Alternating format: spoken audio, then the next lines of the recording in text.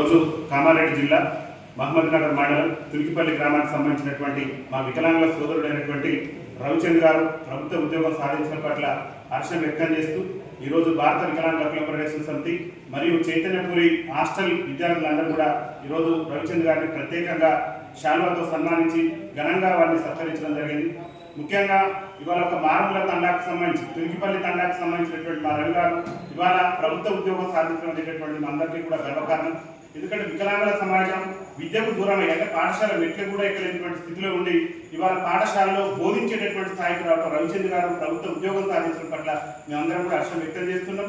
గతంలో ఉన్నటువంటి ప్రభుత్వాలు ఇప్పుడున్న ప్రభుత్వాలు కూడా వికలాంగుల విద్యార్థులకు ప్రోత్సహించే విధంగా వికలాంగులకు ప్రత్యేక స్టడీ సర్కిల్ కానివ్వండి, వికలాంగులకు అన్ని వస్తువులు ఉన్నటువంటి పాఠశాలను ఏర్పాటు చేసి ఇంకా మేము మెరుగైనటువంటి ఫలితాలు సాధించడంతో పాటు మెరుగైనటువంటి ఉద్యోగ అవకాశాలు కూడా సాధించి రాష్ట్రానికి కూడా మంచి పేరు ప్రతిష్టం రాష్ట్ర అభివృద్ధిలో కూడా మా వికలాంగుల పాత్ర ఉంటుంది. కాబట్టి గౌరవ తెలంగాణ రాష్ట్ర ముఖ్యమంత్రి రేవంత్ రెడ్డి గారిని కూడా మేము ఒకసారి విజ్ఞప్తి చేస్తున్నాం.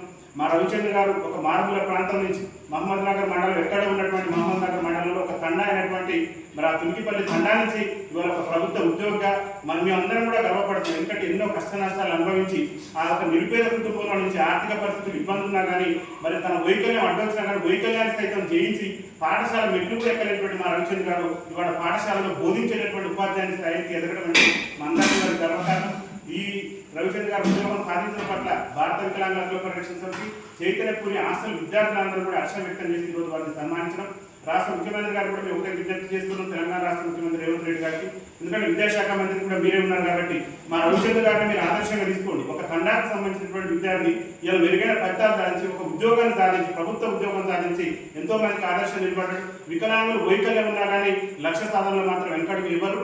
వికలాంగులు ఉన్నటువంటి ఆత్మస్థైర్యాన్ని వికలాంగులు ఉన్నటువంటి మరి ఏదైతే పట్టుదల ఉందో ఆ పట్టుదలను విజయం తీసుకుపోవాలంటే మా రవిచంద్ర గారిని ఉదాహరణ తీసుకుని తెలంగాణ రాష్ట్ర ప్రభుత్వం రాష్ట్రంలో ఇలా వికలాంగుల విద్యార్థులు రేపు ఏదైనా ప్రభుత్వ నోటిఫికేషన్ వచ్చిన ఉద్యోగాల ప్రిపేర్ అనేది కూడా స్టడీ సర్కిల్ కూడా లేక మేము ఇబ్బందులు పడుతున్నాం. గౌరవ ముఖ్యమంత్రి గారి దగ్గర విద్యాశాఖ ఉంది కాబట్టి గౌరవ ముఖ్యమంత్రి గారికి మా రవిచంద్ర గారిని ఆదర్శంగా చూపిస్తుంది. ఎందుకంటే ఒక మారుమూల తండా నుంచి ఇలా ప్రభుత్వ ఉద్యోగం సాధించి ఒక మంచి ఉత్తమమైనటువంటి ప్రతిభ కనపరిచినటువంటి మా రవిచంద్ర గారిని ఉదాహరణ తీసుకొని దయచేసి మీరు ఏ స్టడీ సర్కిల్ లేదు పాఠశాల మెట్లు కూడా ఎక్కలేనటువంటి పరిస్థితి నుంచి ఇలా పాఠశాలలో ఉపాధ్యాయుని పాత్రను సాధించినటువంటి వికలాంగుల విజయాన్ని మీరు చూసి దయచేసి తెలంగాణ రాష్ట్ర ప్రభుత్వం వెంటనే ఒక మంచి స్టడీ సర్కిల్ వికలాంగుల విద్యార్థులకు ఉపయోగపడే విధంగా హైదరాబాద్ కేంద్రంగా స్టడీ సర్కిల్ ఏర్పాటు చేయాలని చెప్పేసి భారత వికలాంగుల హక్కుల పరిరక్షణ సమితి రాష్ట్ర కమిటీ పక్షాన మేము విజ్ఞప్తి చేస్తున్నాం. ఇటీవల కాలంలోనే హాస్టల్ విద్యార్థి సంఘం నాయకులైనటువంటి బండి శ్రీనివాస్ గారి నేతృత్వంలో కూడా విద్యార్థులు మరియు స్టడీ సర్కిల్ ఏర్పాటు చేయాలని చెప్పేసి గౌరవ వికలాంగుల కార్పొరేషన్ చైర్మన్ గారు కూడా విజ్ఞప్తి చేయడం జరిగింది.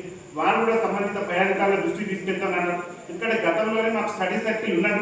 ఆ ఉన్నటువంటి స్టడీ సర్కిల్ని మళ్ళీ రీఓపెనింగ్ చేపించి మాకు చదువుకునేటటువంటి అవకాశం మెరుగైనటువంటి ఉద్యోగాలు సాధించేటటువంటి అవకాశం ఉంటుంది. కాబట్టి గౌరవ ముఖ్యమంత్రి గారు తెలంగాణ రాష్ట్ర ప్రభుత్వం దూరదృష్టితో ఆలోచించి వికలాంగుల విద్యార్థులకు విద్య అందాలంటే ఖచ్చితంగా స్టడీ సర్కిల్ కూడా ఉంటే ఇంకా మెరుగైనటువంటి ఫలితాలు సాధించే అవకాశం ఉంటుంది. కాబట్టి రాష్ట్ర ముఖ్యమంత్రి గారి స్టడీ సర్కిల్ ఏర్పాటు కోసం కృషి చేస్తారని చెప్పేసి మా రవిచంద్ర గారు లాంటి ఉపాధ్యాయులు కూడా వికలాంగుల ఉపాధ్యాయులు కూడా ప్రత్యేకమైనటువంటి సదుపాయాలు కల్పించాలి. ఎందుకంటే వాళ్ళు పాఠశాల మెట్లెక్కలేనటువంటి పరిస్థితిలో ఉన్నాం. మాకు అన్ని ర్యాంపులు కాబట్టి వికలాంగుల ఉపాధ్యాయులకు అదనంగా వేతనాన్ని గురించి మేము ఇంకొక విజ్ఞప్తి కూడా చేస్తున్నాం రాష్ట్ర ముఖ్యమంత్రి గారికి.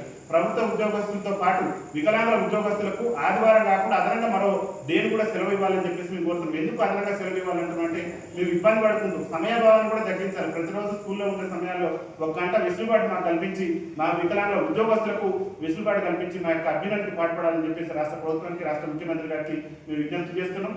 ఏదైనప్పటికీ కూడా ఒక మారుమూల తండా నుంచి ఇంత అత్యున్నతమైనటువంటి ఉద్యోగాన్ని సాధించినటువంటి మా రవిచంద్ర గారికి మా రాష్ట్ర కమిటీ పక్షాన ధన్యవాదాలు తెలియజేస్తూ ఈరోజు వారిని సన్మానించడం జరిగింది. ప్రత్యేకంగా వారికి రాష్ట్ర కమిటీ పక్షాన కంగ్రాచులేషన్స్ రవిచంద్ర గారు.